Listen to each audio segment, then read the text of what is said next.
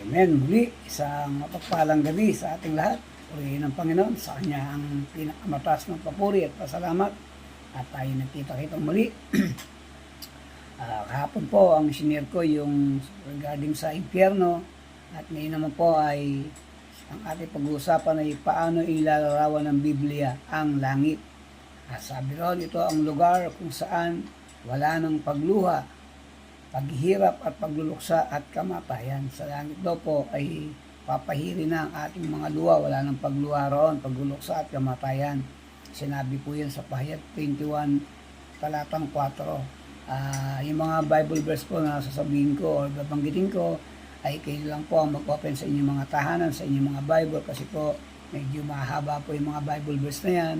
Hindi ko po masama i-anulat dito kasi limited lang po yung time natin. Sinabi ron na ito ang lugar kung saan ang Diyos ang maghahari sa atin sa walang hanggan. Sa langit daw po, ang Diyos ang maghahari sa atin sa walang hanggan.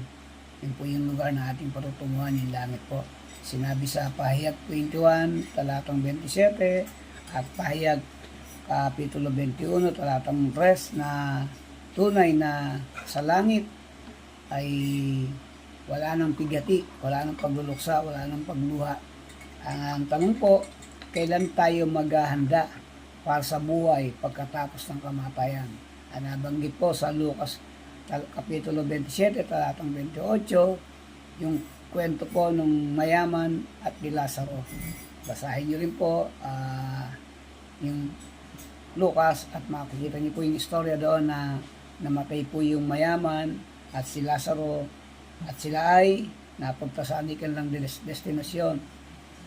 Napakagandang kwento po na talaga pong makaka-relate tayo kapag ating pong nabasa.